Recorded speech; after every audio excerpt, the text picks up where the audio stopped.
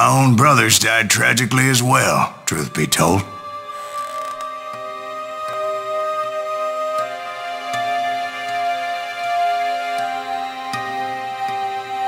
It was 1868, and me and my older brothers were pulling a tidy profit running cattle into Juarez, Mexico. One night after my brothers retired for the evening, I found a little poker game in a cantina with a couple of cowboys. And I just couldn't lose. I even won an old Spanish coin that had to be 100 years old. Well, I was mighty pleased with myself the next morning as my brothers and I rode for Texas. But before we crossed the border, those cowboys caught up with us. It was Johnny Ringo, Roscoe Bob Bryant, and another asshole named Jim. They wanted their money back and everything else we had, including our lives, as those boys didn't want us coming for them later. Bob put that old Spanish coin in my mouth and said, "I won't have it said that I left you with nothing, boy." Well, those horses bolted, and there we hung as those bastards rode away. The branch finally snapped under the weight of the three of us, but being my older brothers were bigger and heavier, they were already dead. And right then I swore to myself that I would avenge them. Ringo you know about, but Bob eluded me until I heard he was riding with the Wild Bunch.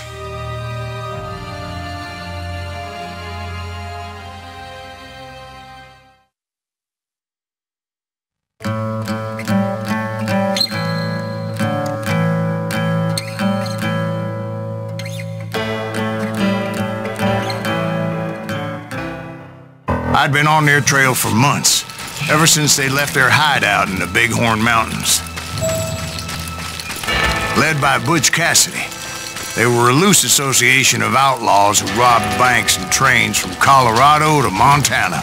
Among them was the Sundance Kid and that murderous hombre I was tracking, Roscoe Bob Bryant. They blew the bridge with the intention of forcing the train to stop. Well, I assumed the Wild Bunch was likely in the still intact part of the train high above. I was determined to make that sumbitch Bob pay for what he did to my brothers.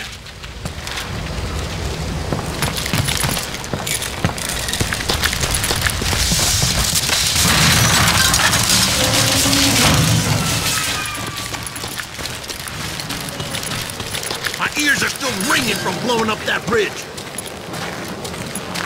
Well, I made my way off unscathed and came upon a few members of the gang and had no choice but to dispatch them. From there, I had to negotiate an even more precarious route.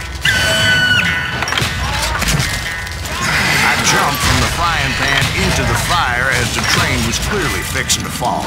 I had found the gang, but in order to find old Bob, I needed to fight my way forward past a whole passel of desperados. Outside, inside, any way I could, I made my way towards my prey. Well, what about the passengers? It was mostly a freight train, as I recall. There were no passengers aboard that day. As I mentioned before, I am not fond of heights, but I was too busy dodging bullets to worry about falling to my death. Odds were I was likely to die that day anyway, so I was determined to take down as many of those bastards as I could. At times, it was like shooting ducks in a shooting gallery. The only difference is these damn ducks shot back.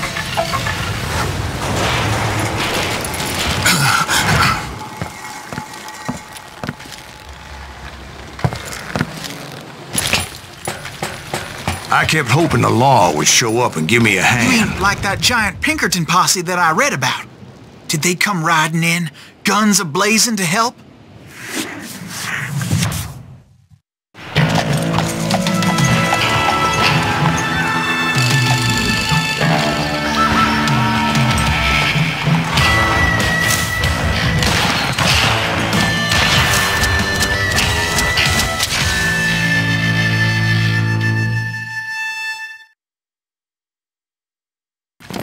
Help? From the Pinkertons? No, son. I had to fight the Wild Bunch all by my lonesome, as usual. Who the hell is that? He's out here! Take cover! Retreat! Retreat! Killing everywhere! Hey! He'll kill us all! Run!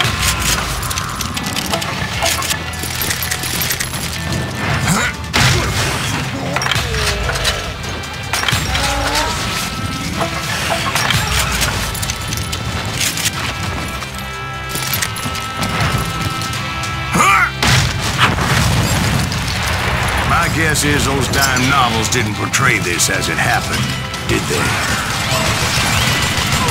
Only a few stragglers were left. I had to cut them down pronto if I was going to stay on old Bob's trail.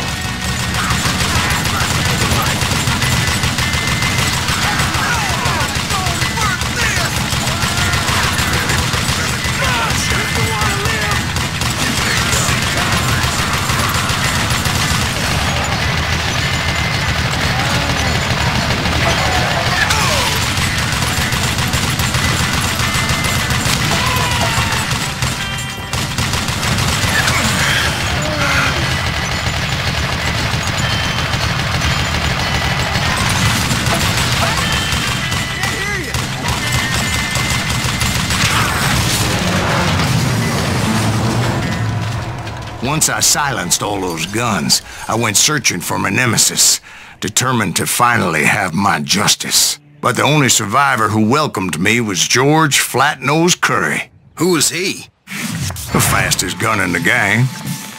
Right after Sundance, I mean. And Kid Curry, and maybe Elsie Lay.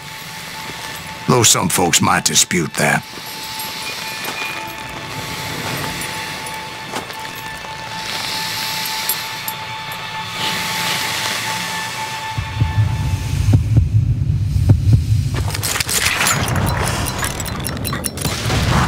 On that very same day, Butch Cassidy and the Sundance Kid decided to leave the Wild Bunch behind and decamped for South America.